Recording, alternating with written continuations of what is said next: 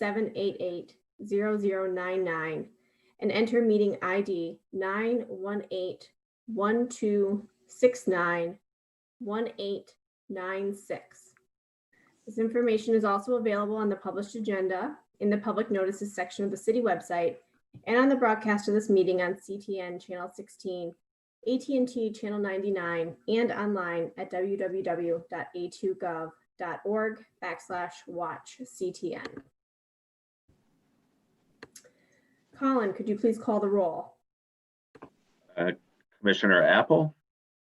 Here. Commissioner Borgsdorf? Here. Commissioner Kraut? Commissioner London? Here. Commissioner Morrison? Here. Commissioner Ramaswamy? Present. Commissioner Skiles? Here. And Commissioner Marson? Here. And you have Councilmember Grand and Hayner, and you have a quorum. Okay, great, thank you. Moving on to the approval of the agenda, which was sent out ahead of time by Kristen. Does anyone have any comments, additions, or corrections to the agenda? Okay, seeing none, we'll move on to our first public comment section. Kristen, do we have any members of the public on the phone? No callers. Okay, thank you. Item 5 is the approval of the minutes from our November 17th, 2020 PAC meeting. Those were also included in the packet. Are there any additions, corrections to the minutes, or a motion to approve?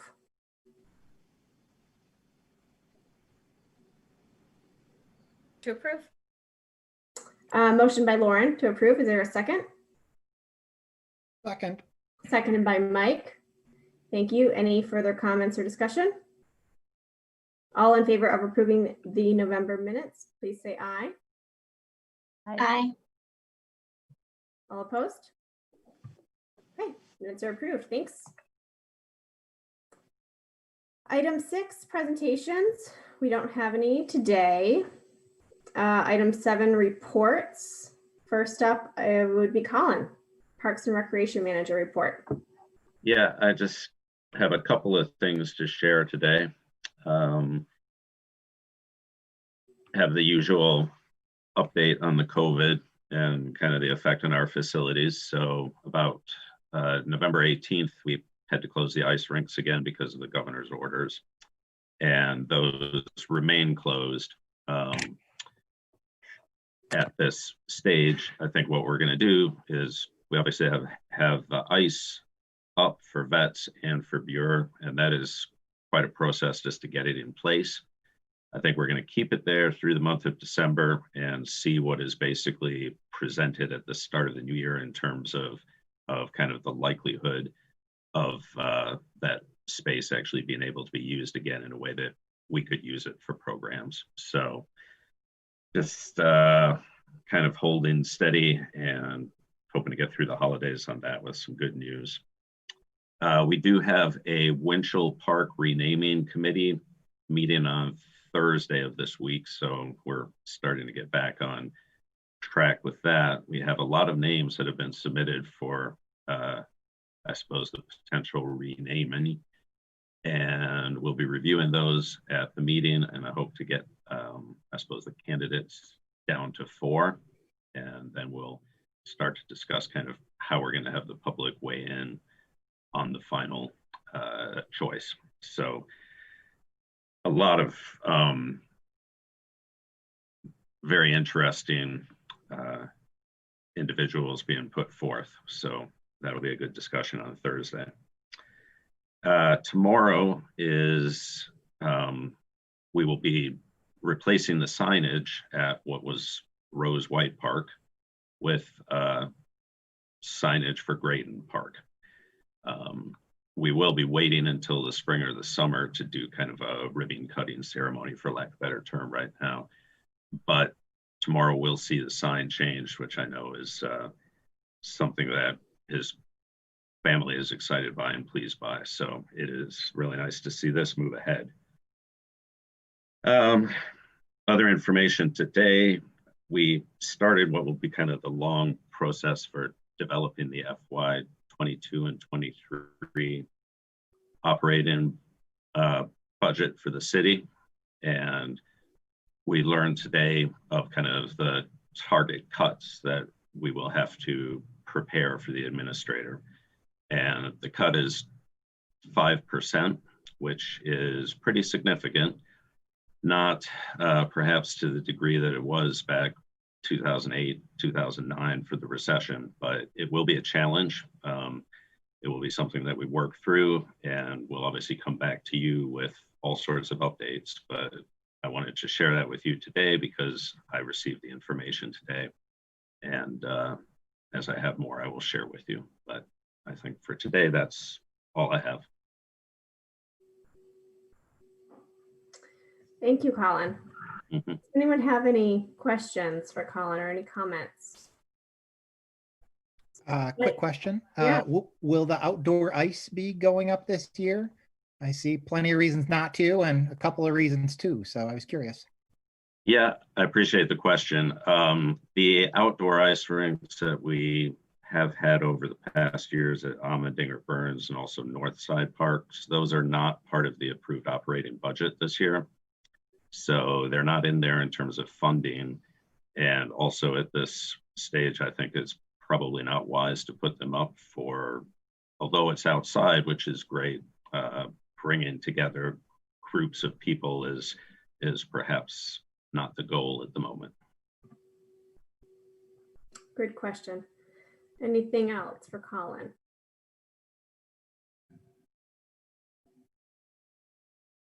Okay. All right. Thank you, Colin. Yep.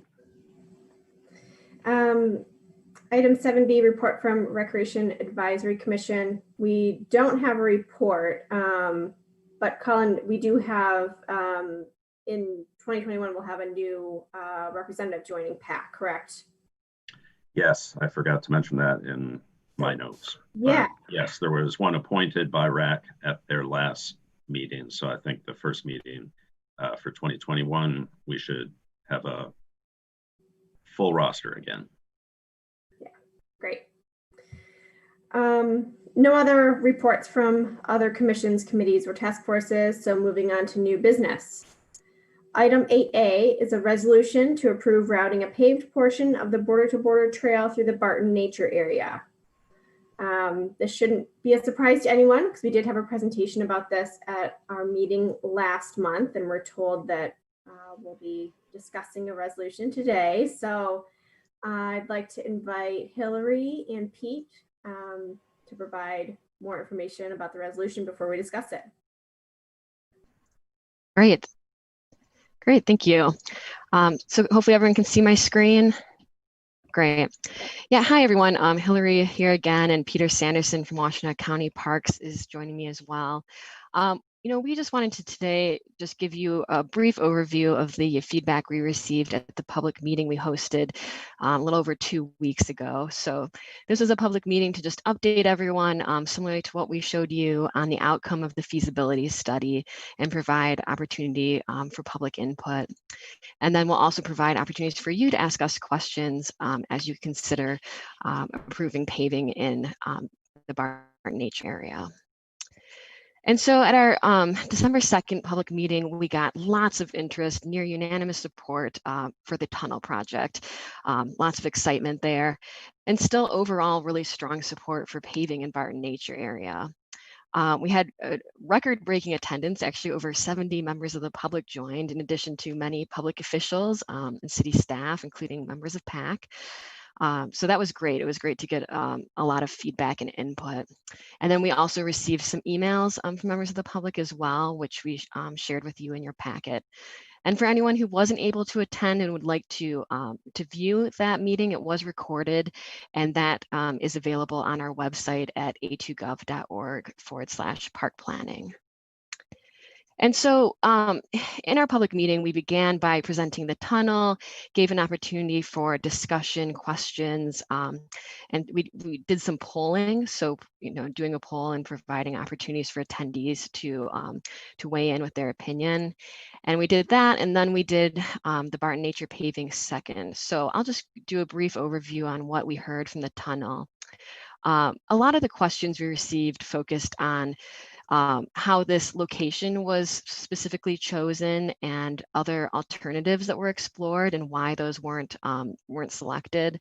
So lots of questions about why here, why not necessarily up, up on Barton Drive, maybe up closer to Barton Dam. In our discussions, we let people know that this location was selected for many reasons, including the existing desire line. There's a lot of people who choose to cross illegally here currently, and there's just a really big draw to Huron River Drive and getting across this kind of North Main barrier. So that's one of the main reasons that this location was selected, as well as the fact that it's also on parkland. We own it, we control it. It's a lot easier than trying to get approvals or easements from land we don't own. And then we also received questions about the alignment of the approach pathway to the tunnel, specifically kind of on this eastern side and how it would connect back to the existing border-to-border trail. As shown here, it does go quite far north up near the existing bridge. And that's mostly due to trying to meet ADA slope regulations. However, when we get into detailed design, we can also look if there's a more direct route that maybe provides a non-ADA option for people who might choose that as well. And then, so after the question and answer portion, we did do a poll. So we asked people if they supported the city and county continuing to look into this pedestrian underpass project. And as you can see, we got tons, very high, strong support from, again, the people who chose to attend the meeting, which was excellent to see. And so the next portion, we talked about this proposed alignment of the border-to-border trail, the paved 8 to 10 foot trail through Barton Nature Area. As we told you before, all the other trails would remain unpaved, and we are also looking to add an additional unpaved footpath connection here to provide additional walking path options for people who might want to go off of the border-to-border trail. We also asked as part of the meeting, the suggestion that was brought up at the last PAC meeting, would people be interested in this connection to the southeast, maybe a boardwalk and staircase combination? So those were the things we discussed. Community members asked whether it was possible to have the border-to-border trail connection here, but have it not be paved, have it be a natural surface trail, with something like wood chips. And we let people know that we're not looking at that for a few reasons. The main reason being it's not an accessible surface, and we're looking to make this an accessible, universally accessible pathway. The other reason is it just doesn't allow for the wide variety of recreation options that the border-to-border trail accommodates. So, any sort of wheeled mobility, rollerblades, bicycles, strollers, or even just people who would like to walk on a firm surface that's, it's not muddy or uneven like a natural surface trail is. So for those reasons, for the existing continuity of all the paved sections of the border-to-border trail, we were not looking at that. A few people also asked whether the boardwalk segment we mentioned at the southeast could become the main artery for the border-to-border trail through the site, so as not to have to pave this main route. And the reason that we are not looking at taking the border-to-border trail that way is that in order to build the boardwalk to the standard that a shared use trail like the border-to-border trail would need to be, it would be prohibitively expensive. Not to mention the grade changes that would be very difficult to accommodate from an ADA standpoint.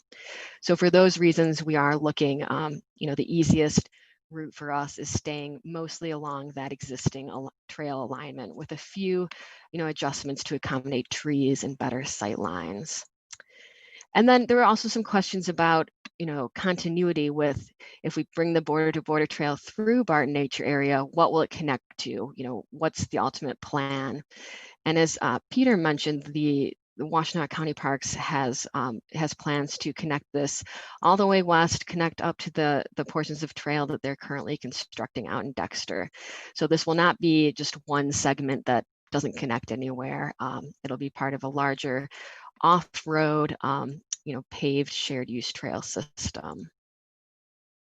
And so after, talking through those questions and comments, we also did some polls about people's support for this project.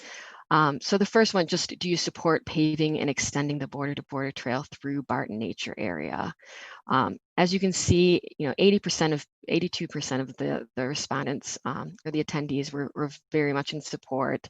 Some people feeling a little neutral, about 9% opposed or strongly opposed. And then we also asked whether the additional footpath here would change people's interest in supporting this paved trail. Still some strong support, maybe a little bit more people feeling neutral, but notably less people were opposed. So I think that shows that people are happy to see that this connection could be made and provide more unpaved trail connectivity. Oops. And then, the next polling question we asked was about this boardwalk connection kind of to the southeast, labeled as number 2, just asking, if the city continues exploring feasibility for that, would that help you to support paving through here? Probably a little less enthusiasm, but still a majority of people supporting it. Still some opposition maybe to that specific idea, but I think in general this is something that we can still look at going forward. Still has some support for it. And then the last polling question we asked our attendees was just overall, are you in support of both projects? So both the pedestrian underpass tunnel and the Barton Nature Area, paved border to border trail project. And you can see, again, just really overwhelming support, which was great to see. So with that, kind of our next steps, we're here today, you have the resolution in your packet for you to consider approving paving this segment of the border to border trail through Barton Nature Area.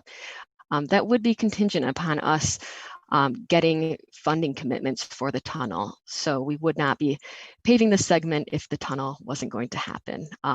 So that's here for your consideration. If we're able to get this approval, our next steps internally are to look to secure funding commitments, apply for grants. As mentioned previously, the tunnel cost estimates are around $3.7 million. The border to border trail segment of path might be around $750,000. Could be less, but there will be some railroad coordination needed with construction. So then next steps after getting funding, we'll look to initiate final engineering. And again, tunnel construction would probably be closer to the 2023-2024 timeline. With the path could either be constructed at the same time or independently. So with that, I know it's a lot of information, but happy to answer any questions that you may have. So thank you. All right, thank you, Hillary. That was very helpful. So I'd like to open it up for discussion on the resolution and invite anyone to offer comments or ask some more questions of Hillary.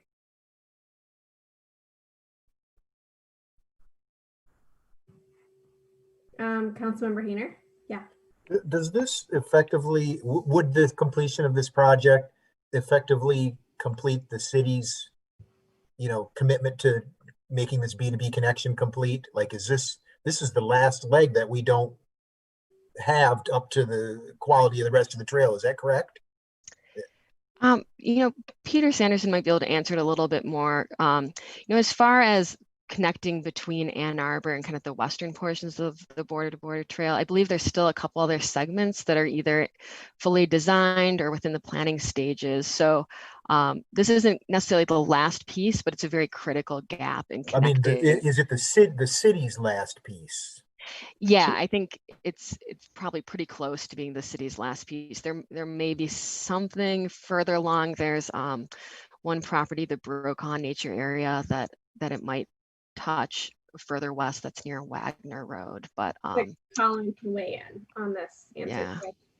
Yeah, so there is an area at the base of the hospitals, so Maiden Lane and Fuller, where the border-to-border trail does connect and continue through there presently, but there's a desire and there's always been a plan to actually have the B2B trail cross the river there to connect into Riverside instead of having to enter the street at Maiden Lane and then come around and down. So I think that's kind of the remaining large improvement that would be needed.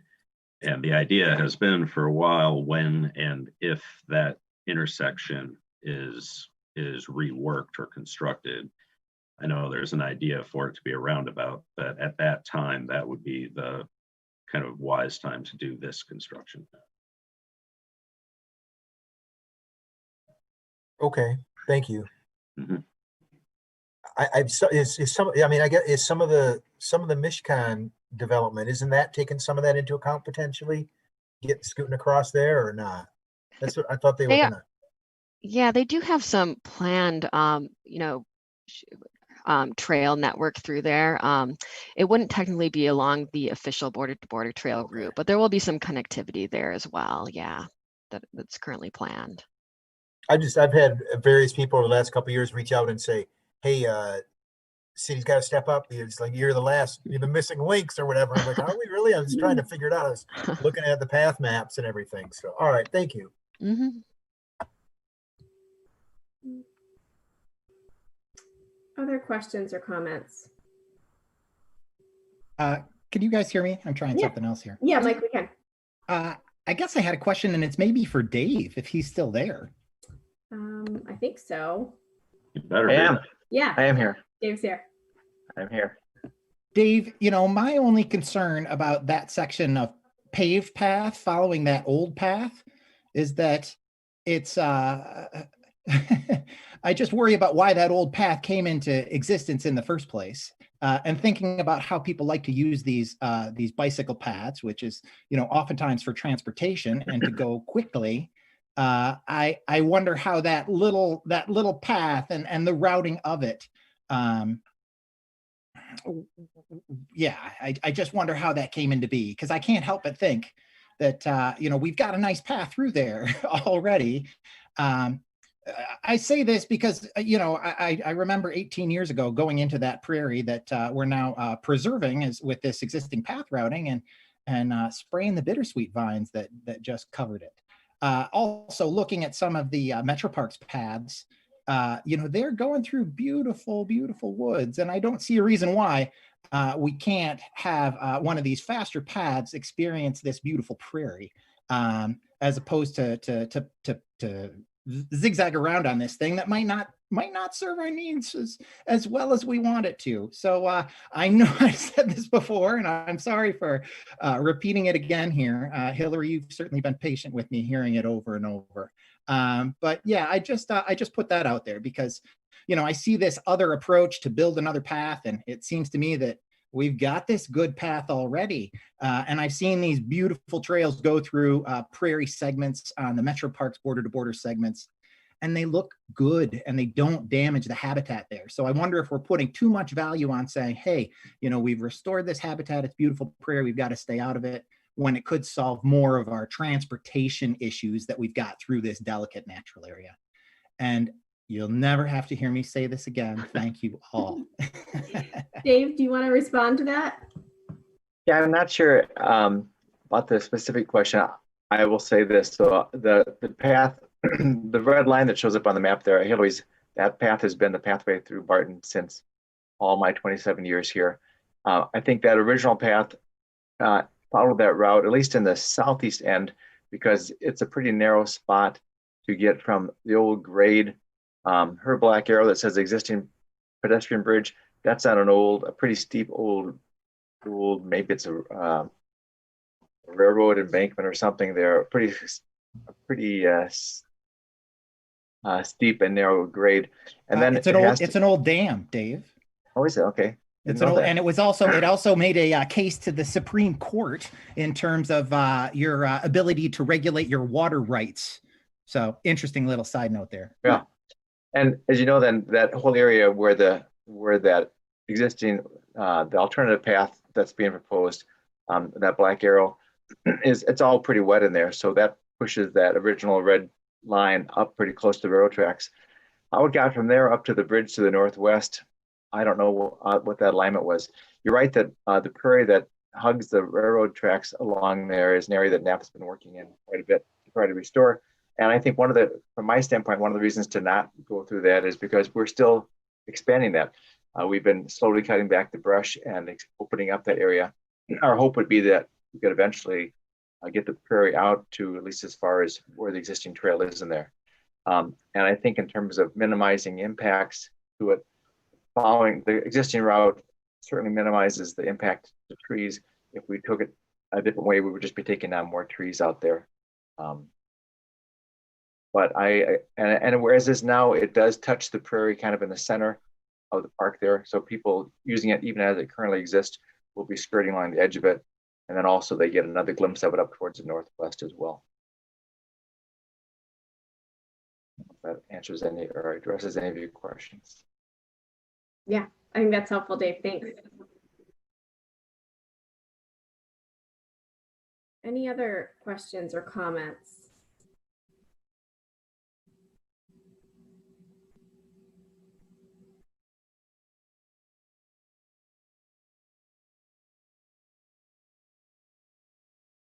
Would anyone like to make a motion to approve the resolution?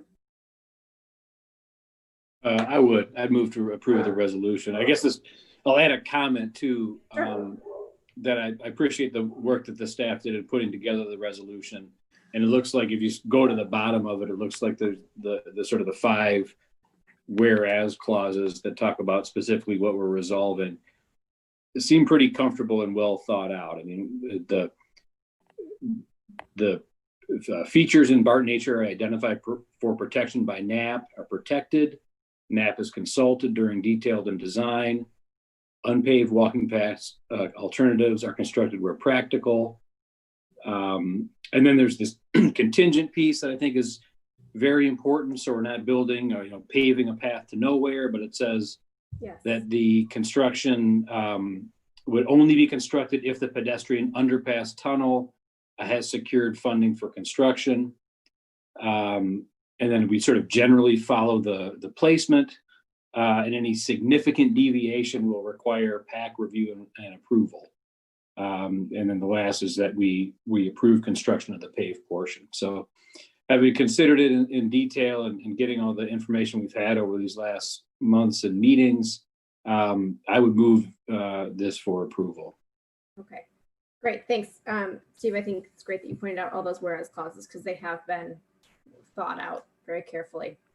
So we have a motion from Steve for approval. Is that a second from Mike? Yeah, you bet. Yeah, okay, great. So motion by Steve for approval, seconded by Mike.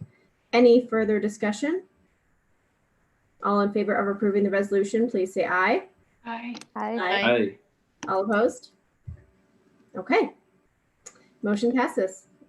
Resolution passes. Thank you. And Hillary, thanks so much for joining us again today. Thanks so much. Great. Thank you. Moving along in our agenda to commission proposed business, item 9A, approval of the 2021 Park Advisory Commission meeting calendar. Colin, I'll let you speak to this. Yeah, so this is just the annual calendar that we have to provide before, I suppose, the year coming up. It stays the same as it's always been, which is third Tuesday at 4 o'clock of every month, with the exception of January and February when we meet on the 4th Tuesday because of other holidays. And we'll be doing LAC meetings as a part of PAC whenever possible, but we are going to reserve the first Tuesdays of every month for LAC if we have a heavy agenda for PAC, and we don't want to put too many items on one agenda. And there is not a resolution with this. You can approve it with a voice vote. It's fine. Okay. Great. Any questions or comments about the calendar, or is there a motion to approve? I'll move. Motion by Ruth, Second. seconded by Lauren. Sorry, Rachel, I'll get you next time. So I'll move by Ruth, seconded by Lauren. Any further comments? All right, all in favor of approving the 2021 PAC meeting calendar, please say aye. Aye. Aye. All opposed? All right, great. I look forward to seeing you all next year. Next item, 9B, is the Ann Arbor Center of the City Council of the Commons. Councilmember Hayner brought this up last month. And Colin and Lauren, I discussed adding it to today's agenda to provide more time if anyone has any questions about this Council of the Commons, any interest in volunteering to be the PAC representative to this body, or any further discussion on it. And Colin, I don't know if you want to add anything to that. Yeah, I suppose I would only add essentially a question. Just as I went over the resolution before the meeting today, there's a lot of information in it. One thing which is not clear to me is if there's an idea as to how often this will meet and for how long. That's good information to have if we're asking a person to volunteer their time. Yeah, Councilmember Hayner, go ahead. Well, yeah, I agree. That is good information to have. And I'm not clear on that. If we're going to meet monthly, I think that's the notion right now, that it's going to be monthly meetings. We're going to start in January. And so it'd be once a month like PAC is. And I know that there's a group that's of, commonings folks who are very interested in this project. And they've been meeting every Tuesday at 6 o'clock, and they're going to meet again today. And I haven't yet been able to join one of those meetings, for the entire duration of it. At least I stuck my head in one of them, but that's fine. I imagine that'll continue to go on. But my intention was that this would be like a once a month type thing, just like PAC is, until we get ourselves organized. At least maybe the conversation we'll have at the first meeting is about scheduling a calendar, is my hope. The real reason that this resolution suggested that somebody from PAC should be on there is because, Prop A kind of addressed the entirety of the block. And so Parks has assets on that block. We have Liberty Plaza and the Kemp House and, potential right of ways and Library Lane and so on. And so I've just really felt strongly that PAC could want to have a separate voice from, a PAC representative to kind of look out for the Parks assets and make sure that we're fully aware of what's happening, especially as it relates to the pros plan and, any capital improvements or anything that's related to it. I mean, the whole block being treated realistically sort of forces PAC to be part of this conversation and really invites us to be. And you think we should be. So if somebody wants to sit in for that first meeting and see how it goes, even I'm happy to have them. Yes, Rachel. For any sort of formal process or opportunity that this group could go through to firm up that meeting schedule and commit to how often they're going to meet? It seems to me like the assumption that you'll meet once a month, but perhaps every week or perhaps on some other time frame, really discourages diverse representation, and it assumes that people are available whenever, wherever. And you may not get the best representation for your city if that's the assumption. Well, since we haven't met at all, I don't have any assumptions about it. I can't imagine that. I mean, we handle quite a bit of business and we only meet essentially once a month. And so, I don't know. I don't know what to say about that. We don't have, because there is nobody yet. We haven't set our calendar. So yeah, it's a little up in the air. I understand. I cannot make a commitment to meet once a week on this. It's the fact that they went ahead and started a large group of people who are kind of proponents of this project have been meeting every week. That's kind of on them. I don't have any expectations. I certainly couldn't do that. So is there a process to these sorts of formations that would help this group get organized as far as how often they meet? Yeah, I mean, I've spoke to people in the legal about getting bylaws for us, getting bylaws together that we can look at our first meeting. And that would, you know, in my mind, that would include, you know, some of the formalities of meeting. How do we meet? What are the things we discuss, and clearing all that up. So that was something that's going to be on the first meeting's agenda. It's sort of a backwards thing for me. I'm really not used to this notion of a commons where everybody just kind of, here you are and we're doing our own thing and collectively, and it's a challenge for me to understand it all. Mm-hmm. Yeah, I mean, I guess, I'm sorry, I should raise my hand. Yeah, go ahead, Steve. Yeah. I mean, in looking, I'm not 100% clear on what PAC was being asked to do, but I think the basic thing is to get a volunteer. Because it looks like this Commons Council is already happening. I think the body that Councilmember Hayner is referring to is like, the sort of the citizen group that is just sort of energetically doing things. It's a slightly different group here that's being called for in the city council resolution with this 12-member group that's different from this group meeting every week. The 12-member group has got the city administrator, 2 city council people. I misunderstood that, so thank you. I think that's what it is. And then it's a PAC person, library greens people, and then some citizens at large. So, yeah, but 3 at large process is going right now. We just got a release of all the redacted applicants that I've shared with Councilwoman Briggs, and so that's a second ongoing part. City council has to bring forward and affirm 3 names too, and to create this whole, the 12, like you say. Yeah, it is separate from the citizen initiated group. So I guess from that leads to my question, just to understand because if the PAC person shows up and they're part of this dozen people, is the concept that they're then bringing that voice from PAC a sort of like how this space would fit in with our other public spaces in the city, how we treat other park lands, and kind of bring that voice to it. I haven't really been into the conversations behind. Colin, can you answer that? But I guess that's a question. Yeah, I mean, I think the majority of what I'm understanding out of this comes from kind of the last resolved clause, that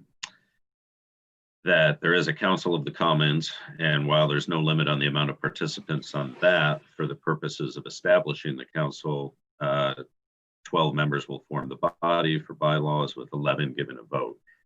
So I'm not sure actually if it's only at the outset that only 11 vote, and if it moves on, it could be more. I'm not sure.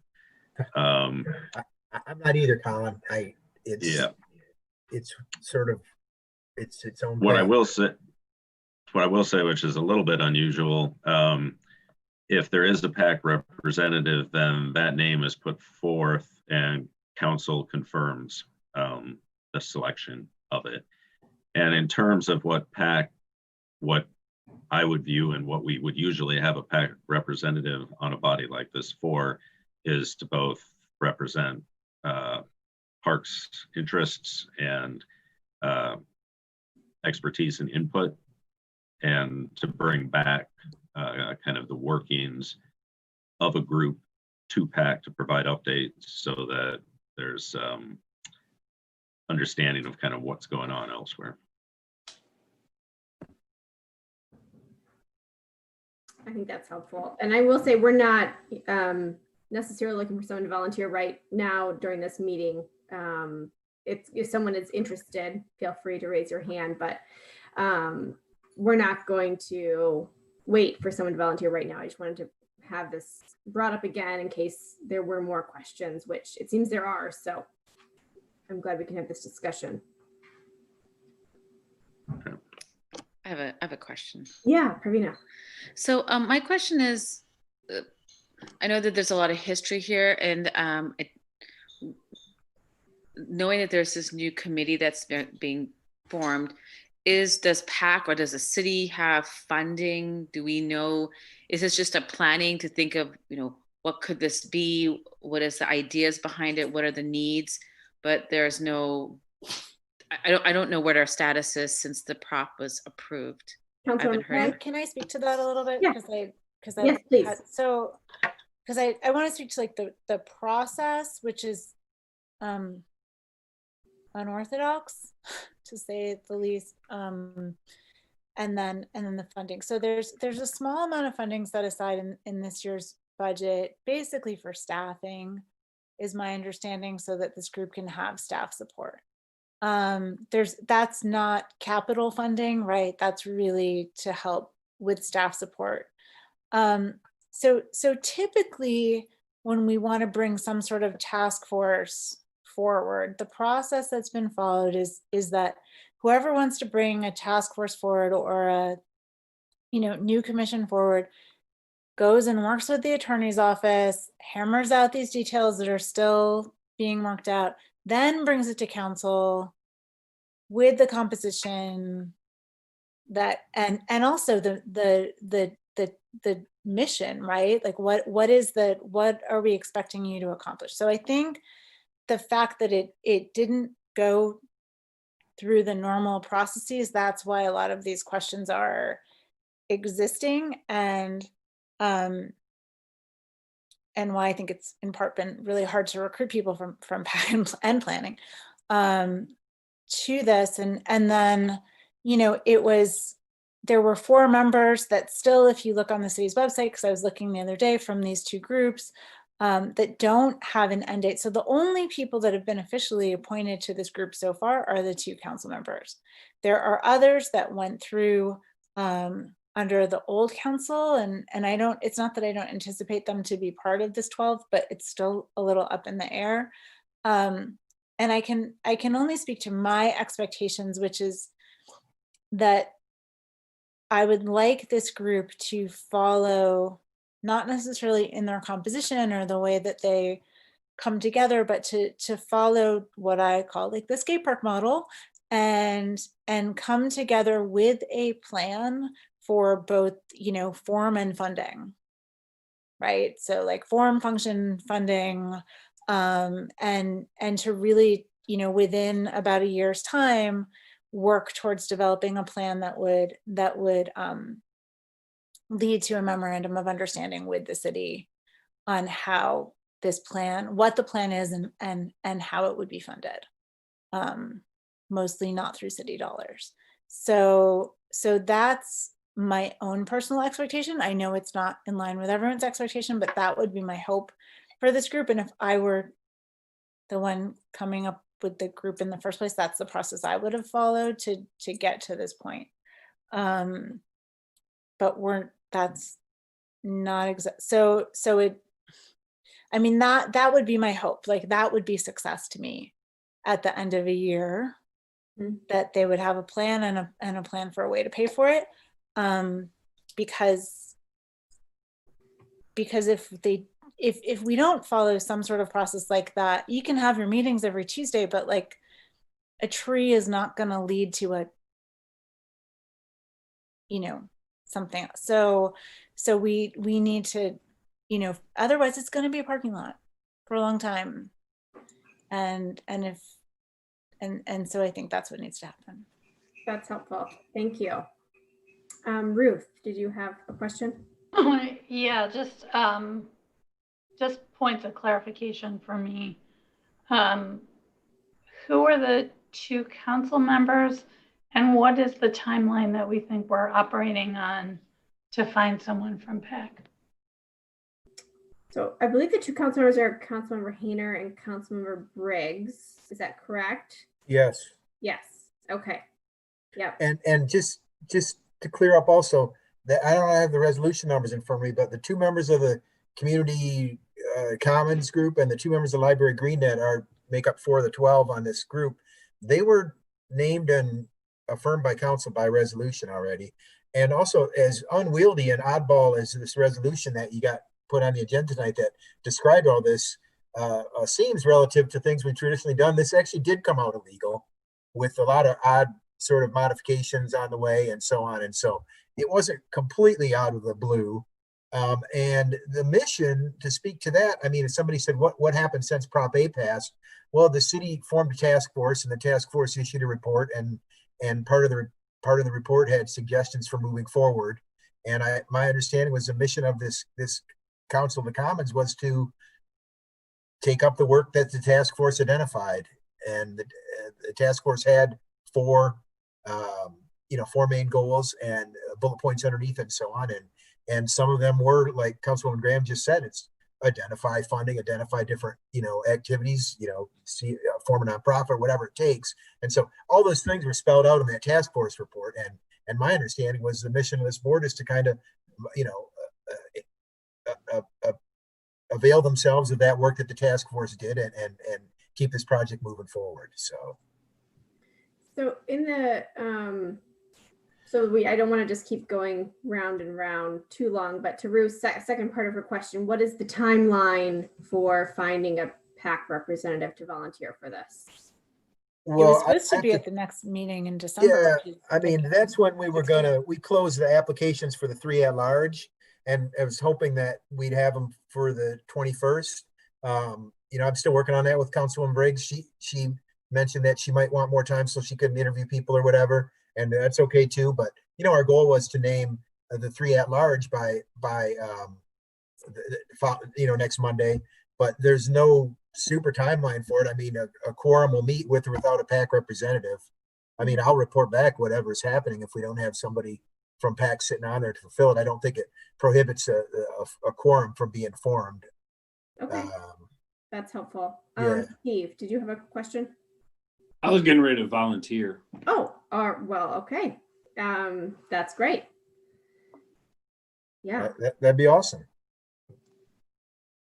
Okay. That doesn't rule out other people volunteering or getting is there any comfortable with the details, and then PAC making a more deliberative determination. But I'll just put it out there that at least at the outset, from what I'm hearing, the goals of the Commons Council are very broad and maybe hard to grasp from time to time, but what's needed from this commission, I think, is achievable.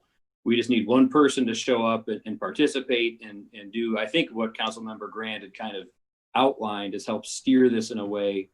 And also what Colin had said. I mean, we need somebody to be the liaison back and forth. And so not knowing more and sort of being afraid of stepping into the abyss. Nevertheless, I think it's at this point I can say, yes, I'd be willing to do what's sketched out there. So okay, chalk me up as a candidate. And if I could also add, in my intent of saying, hey, somebody on PAC should be there, not only because Prop A encompasses these park properties, but also that I think that we want PAC to tell whoever our rep is, or to work with whoever our rep is, if is Steve's stepping up here and volunteer, what do we want them to do, and how can you help, and so on. And that's a conversation for PAC to have amongst ourselves and send that forward to this Commons group.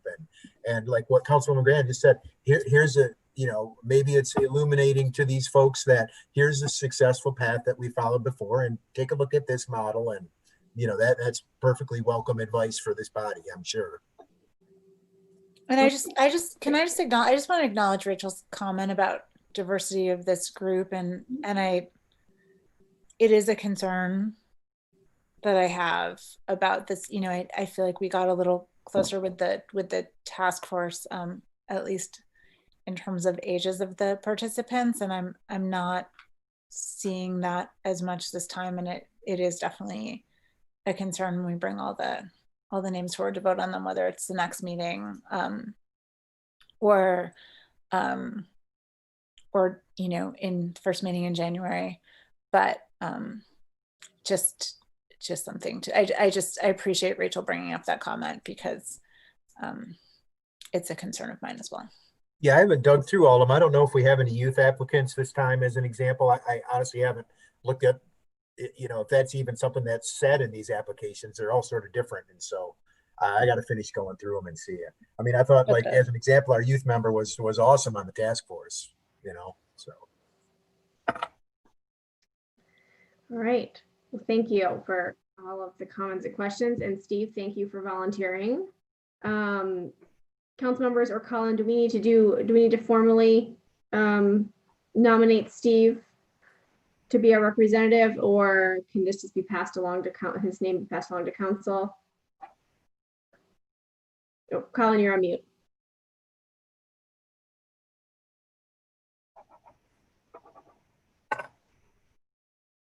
Okay. There you go. I'm having issues with my computer. I think what you probably need to do per the resolution is need to put forward a member. So I think if you would do that by just like a roll call vote, that would be fine. And then I can inform council of that through email. Sure. Okay, so can I nominate then? Yep. Okay, so I'd like to nominate Steve Borgsdorf to be the PAC representative to the Council of the Commons Committee. I'll second. Thank you, Ruth. Ruth has seconded. And Colin, you want to do a roll call vote? Sure. Okay. Commissioner Apple, Commissioner Borgsdorf, Commissioner Kraut, Yep. Commissioner London, Or Commissioner Morrison, Yay. Commissioner Ramaswamy, thumbs up, Commissioner Skyless, Support.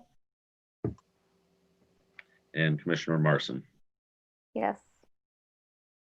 Okay, thank you. Okay. Hey, thanks for stepping up, Steve. I appreciate that. Yes. You know, anyone who did, that's great. Thanks. Yes, thank you. And we look forward to hearing how this moves forward. Me too. So. All right, we'll move along. So item 10, we do have a closed session for LAC today. There, you received that Zoom link as well. Colin, we need to motion to move to closed session now, correct? Mhm. Okay, so I'm looking for a motion to move to a closed session. so moved. Moved by Lauren, seconded by Anne. All in favor, say aye. Aye. Okay. All right. We will be in closed session and we'll see you on But the. we use the other link, right? Yes, there was an email that you would have gotten this afternoon from Remy Long.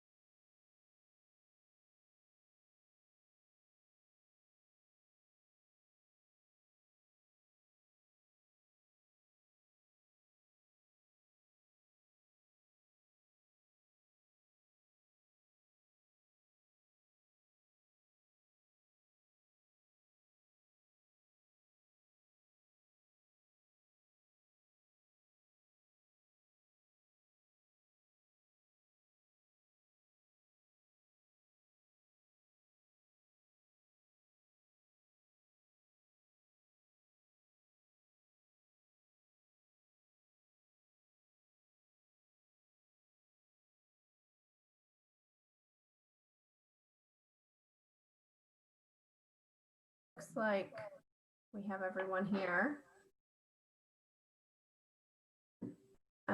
So is there a motion to return to open session?